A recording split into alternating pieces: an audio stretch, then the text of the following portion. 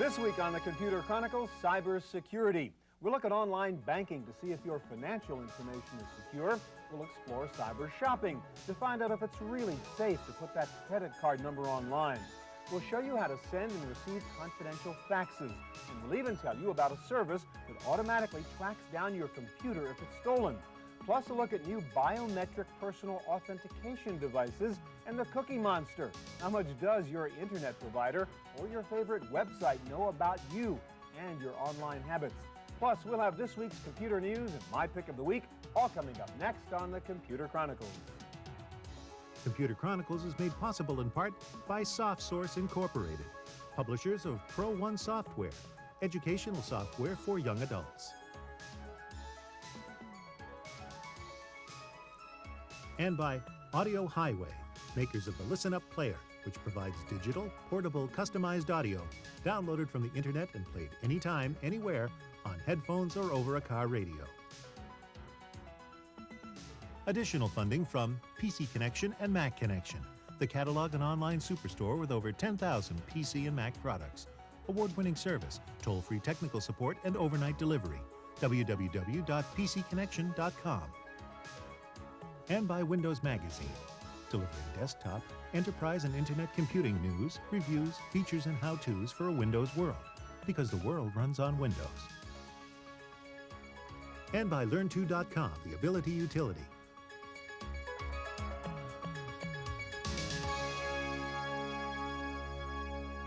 Hi, and welcome to the Computer Chronicles. I'm Stuart Chaffee. Well, the internet is a wonderful thing, but can you trust it? How safe is your personal information, your financial information, the privacy of your email? We're going to try and find out today, and we're going to start with one of the biggest issues of all, and that is the security of financial transactions on the web, and that gets us to home banking and doing your banking online and moving money electronically, Renee. So I want to ask you to do two things. Explain what's the point. Why should I want to do my financial business online?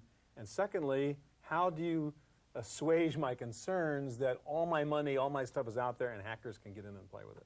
Okay, well, from the point of view of why would you want to do it, the ease, the convenience, you no longer have to go to a branch, you don't have to pick up a phone, you can sit right at your computer from your fingertips, access your information right from the internet. So you can go out and see your account balances, transactions. Why don't we start and actually do some of that? Okay. I mean, you've got an account set up here, so what can I do if I'm banking online with Wells Fargo? Well, if you come in and go into our online banking area, and to get in, and this addresses your security question, you have to have a secure browser. So you either have to have Netscape Navigator or Microsoft's Internet Explorer.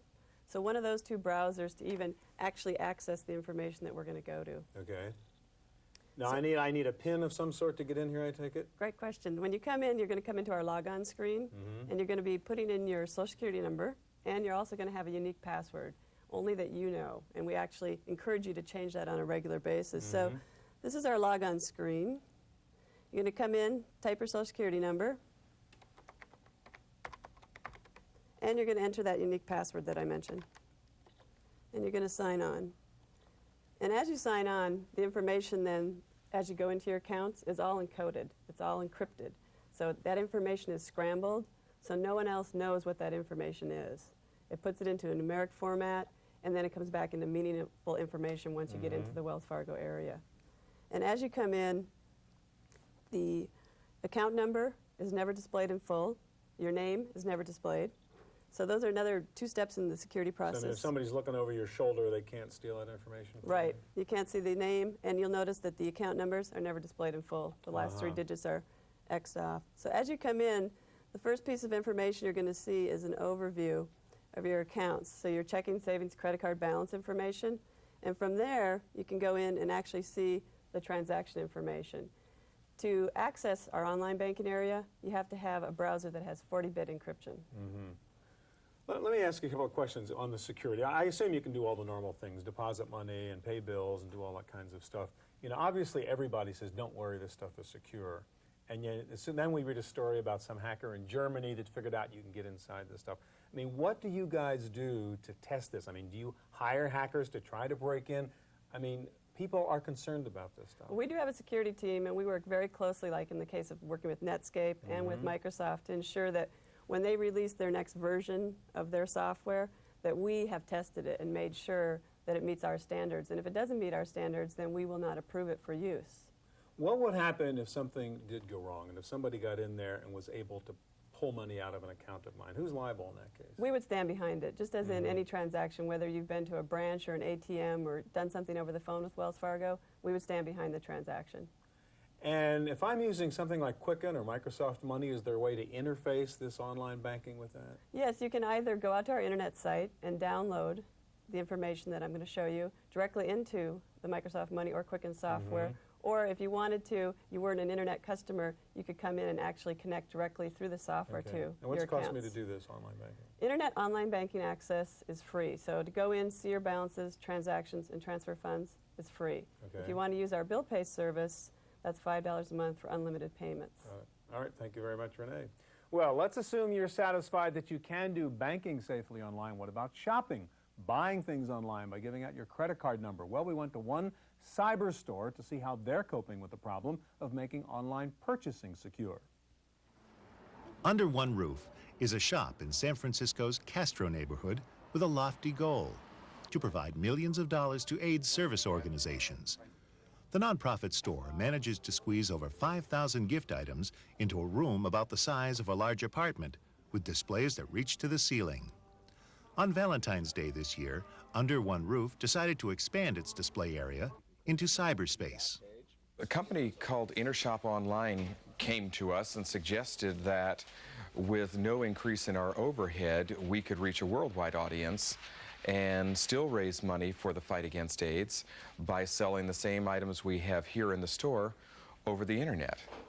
With the help of Intershop Communications and CKS Interactive, Under One Roof created an online store with about 50 products. To give customers the option of credit card payment, the store became a cybercash merchant to provide secure online transactions. Obviously, when you talk about security with our product, and especially with electronic commerce, the merchants are always concerned about fraud and the potential lack of control when it comes to purchasing online. We allow the merchant to control it just like any other form of buying, whether it's online or not online. Under One Roof decided to include credit cards through cybercash once they felt secure about transmitting numbers across the net. The next step is convincing customers that it's safe. We have orders that come across all the time using the customer's credit cards, and we can't even access the information without going through passworded functions at the back end because it's all encrypted until it gets to a certain point. So they feel secure. We've not had one customer who's called or emailed us with any concerns. For the Computer Chronicles, I'm Tom Van Horn.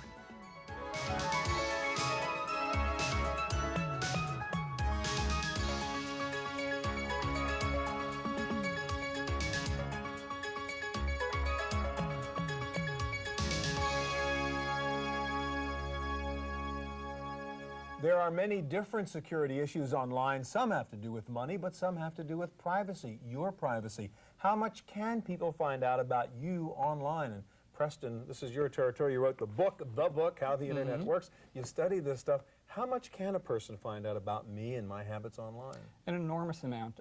You can be tracked, your activities can be tracked online so that people can know what sites you're visiting. So my mouse clicks, they can just really tail me, basically, know where I go and what I look at. And what your interests It's are. like going through my garbage can. Right, exactly, and but a lot easier and cleaner. Yeah. And in addition to that, they can also look up personal information about you online as well. All right, let's talk about this notion of cookies. A lot of times you're on a website and it says, can I create a cookie for you? What is a cookie and what happens when you create that? A cookie is a little file that's put onto your hard disk by the website, and that is used to identify you to the website. It can be something as easy as putting in your username and password so you don't have to keep putting it in. But it can be more than that. It could be more than that. It can track you through the site so that it can know what pages you've looked at. He's the kind of guy who likes to buy these kinds of things, so we'll sell him these things, and the ad that comes up will be for him, et cetera, That's exactly right. All right, now, is there a way to prevent this cookie business and find out what these people are pulling from me? Yes, absolutely. At the ZDNet software library, we make available a file called Cookie Master. Anybody can get it for free at hotfiles.com. and this file will show you every single cookie on So your these hard are disk. all the cookies that were created on your hard drive. Yes. And a lot of them you probably don't even know they created. Most I didn't. I only know that a few were created. It shows you who put them on there. It gives you some information. It'll also let you delete any of these So I cookies. can get rid of them. It'll let you delete them, and it'll let you, from one central place, say whether or not the cookie should be put on your hard disk. Okay. Now, with this business of sort of click tracking, is there a way to surf the web anonymously so people can't know who I am and what I'm doing? Yes, another way that people track you is by checking their own logs, and they can take a look at your IP address, essentially. right. There's this site called the Anonymizer, and when you use this site, what happens is that instead of you contacting the website directly, you contact this site, it contacts the website for you, so you can never So be you're traced. you're hidden behind some anonymity there.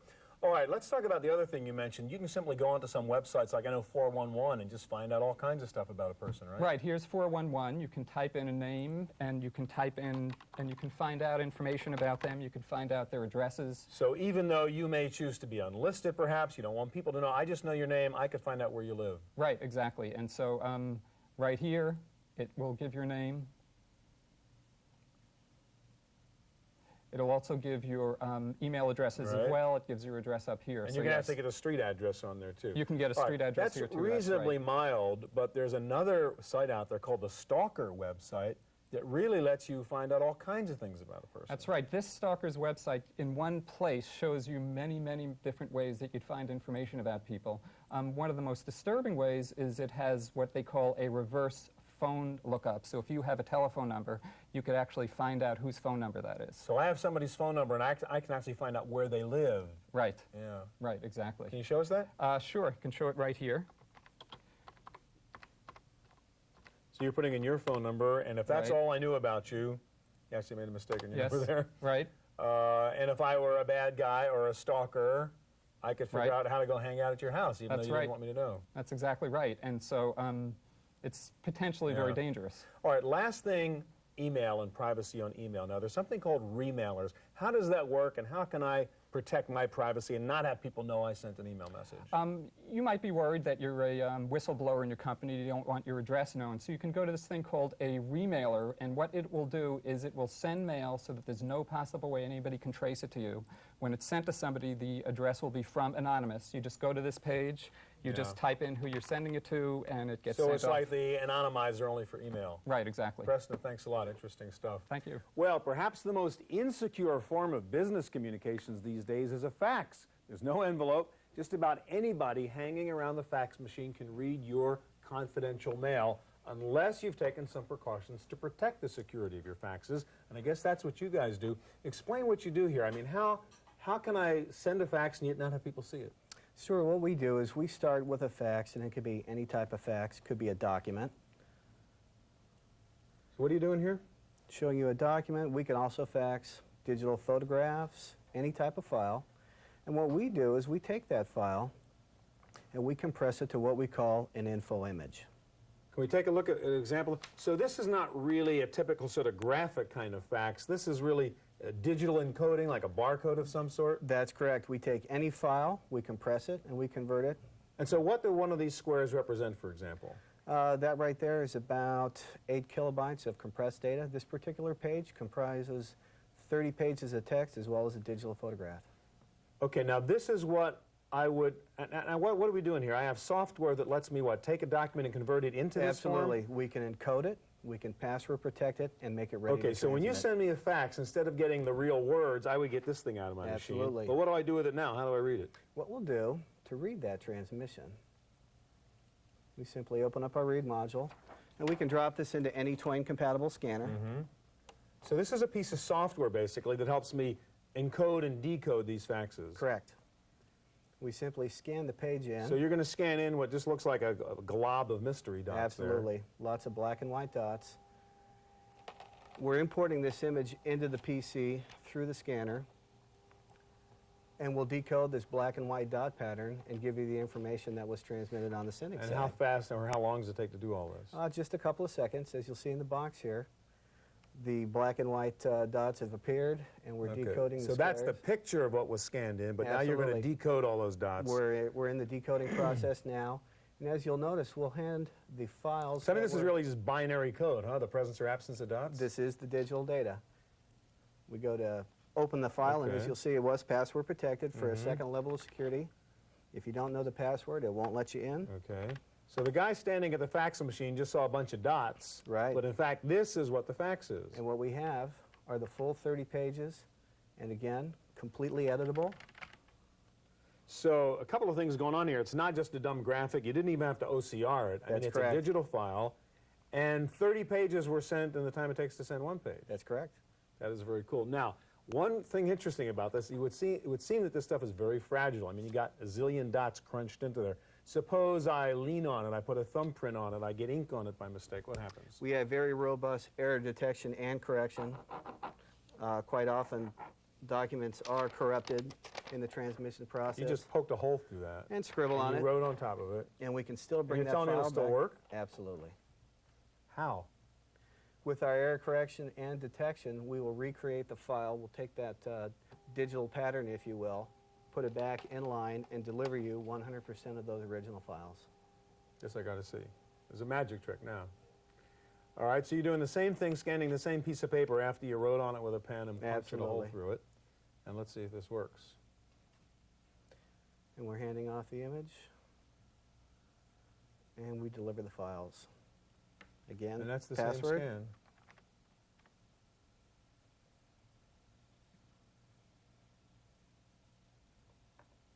And that was the second file on the page. Well, and of course what we see here is this is darn rich fax that we could have never sent as a graphic. Absolutely, we can fax color. thanks a anything. lot. Thank you. All right, well, another form of security in the computer field is physical security, controlling access to offices, files, and confidential areas. There are several sophisticated solutions available now that can guarantee that you are who you say you are. It's difficult to imagine using a computer network without having to remember passwords, but passwords and ID cards can get lost or stolen. That's why the next step in security is verifying something that cannot get lost. The technology is called biometrics. In the case of what you see today is a fingerprint mechanism. Every individual's fingerprint is unique to that individual. And if you can verify or authenticate the user on the basis of that fingerprint, you are able to increase that level of reliability because that fingerprint only belongs to one individual. The Oracle Corporation, in collaboration with Identix, is adding fingerprint verification to its universal server. Once a print is stored in the database, only that print, read from a living finger, will allow the person access. Biometrics has also made its mark in places where security can be a matter of life or death. Do not enter. Step back. Do not enter. Step back. At the San Francisco International Airport, employees need more than ID cards to enter restricted areas. A hand reader has become the standard identifying device at almost every secured doorway. Before, all an employee had to do was to show some form of ID, not even necessarily with their picture on it, to get access to the airfield side of the airport. And then they would have to wear that ID when they are on that secure side. But that doesn't mean that that employee couldn't hand this card or other identification to some other employee. The hand reader from Recognition Systems identifies hand geometry, or the shape of the hand, which is different in every person. As with fingerprints, there is nothing to lose or loan. It does afford that extra level of comfort for us as an airport owner and operator to know that those people that are on that airfield are valid employees. They've gone through the system. We know who they are, and they're supposed to be where they are. For the Computer Chronicles, I'm Tom Van Horn.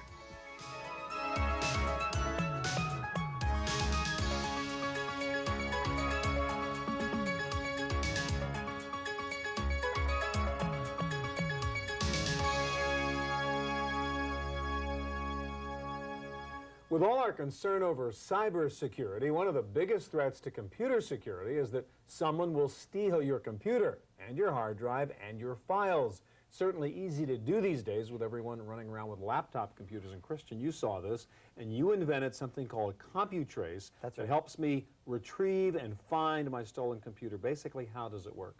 Basically, it's an intelligent agent that installs onto the computer below the operating system.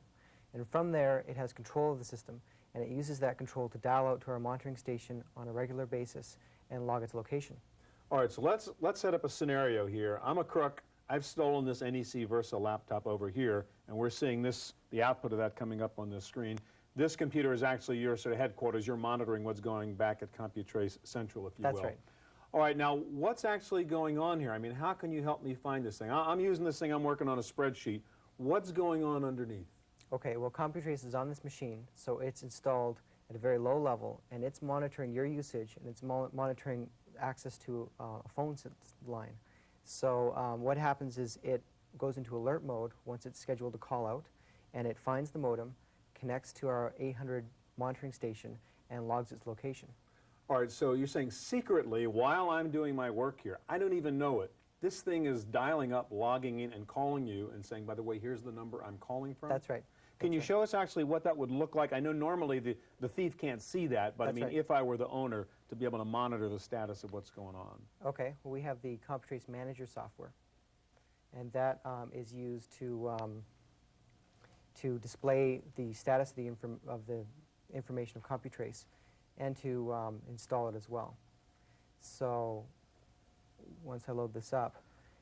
All right, so again, this would just, again, the crook can't see this, obviously. That's right. He doesn't know the password. He doesn't even know the stuff is in there. That's right. But even if he knew the stuff was in there, he can't get rid of it, right? Because you've got it buried real deep down. That's right, and it protects itself from format. So if you reformat the hard disk and reinstall the operating system, let's say, it would still be on there. Still be there. Okay, so what's really going on now on the stolen laptop?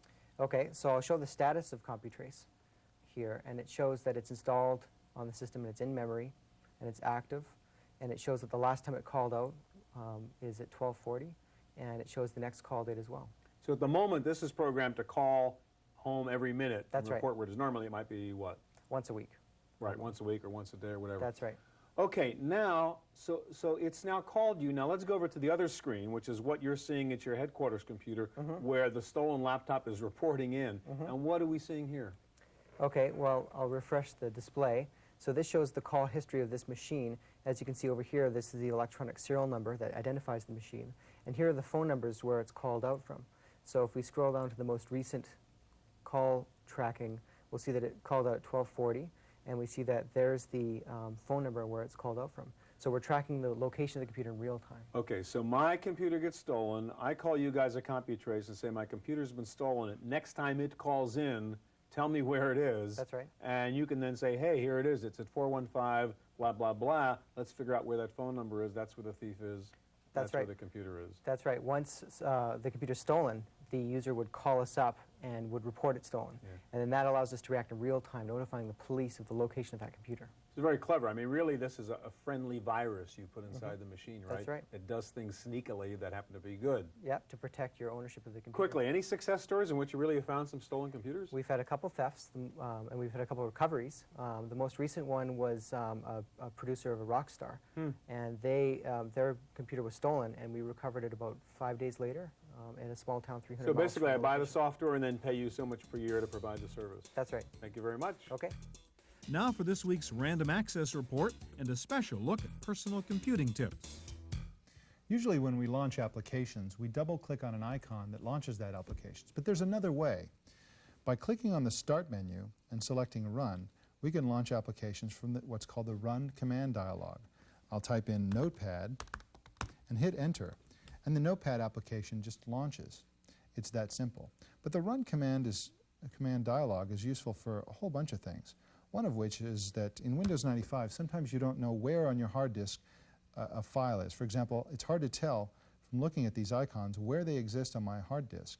By dragging them and dropping them onto the Run dialog, I get the entire DOS path statement that tells me exactly where they are on the hard disk, which I think is pretty useful. Another thing you should know about the Run command is that the most recent things that you've run from there are still there, and by simply selecting one of them and clicking OK, you can actually launch the thing that's on the list. These are a few of my favorite tips about the Run command. You can get more tips and tricks free. In fact, they're already on your hard disk, and we can look at them through the Run command. There's a text document called tips.txt in your Windows directory. By putting the following statement into your Run command and clicking Enter, you bring up this in Notepad, and it's a whole document full of tips and tricks from Microsoft, the people who wrote Windows. It's pretty good stuff. Another source of tips from Microsoft is by calling an 800 number, which is 800-936-4200. This phone number will actually put you into a voicemail system where you can order custom tips and hear things like a tip of the day, free of charge. Another source of tips is the Windows Magazine website, where we have 2,500 tips available for free. Those are some of my favorite tips and tips on how to get more tips. And that's all the tips for today. Back to you, Stuart. Now for my pick of the week. There are a zillion screensavers out there, and most of them do the same thing. They throw up some pretty pictures or some silly animations on your screen, and that's it. You can't really do much with them. But I have found one screensaver that is a lot more than that. Ever seen these things in the stationery stores? It's called the Magnetic Poetry Kit. You stick this collection of magnetic words on your refrigerator door, and when the spirit moves you, you put some words together to get a little poem or saying. Well, the good folks at Magnetic Poetry in Minneapolis have come up with a computer version of this best-selling kit in the form of a screensaver. Words are much more interesting than just pretty pictures, and this makes a great excuse to take a break if you want to rest those wrists and fingers for a while. You can control the look, the speed, even the vocabulary of the words used. To form a clever little message or poem, you just grab the words, place them on the mat. You can even grab blanks and make them any word you want, and voila, a little poem. This is just plain fun and an addictive little computer toy for Windows. It costs under $30, and it's called the Electromagnetic Poetry Screensaver. That's it for this week's Computer Chronicles. We'll be back here again next week with more of the best hardware, software, and the net. If you need more information on anything you saw on today's program, check out our website at pctv.com. I'm Stuart Chaffee. Hope to see you here next time. Computer Chronicles is made possible in part by SoftSource Incorporated, publishers of Pro One software, educational software for young adults. And by Audio Highway, makers of the Listen Up player, which provides digital, portable, customized audio downloaded from the internet and played anytime, anywhere, on headphones or over a car radio. Additional funding from PC Connection and Mac Connection, the catalog and online superstore with over 10,000 PC and Mac products.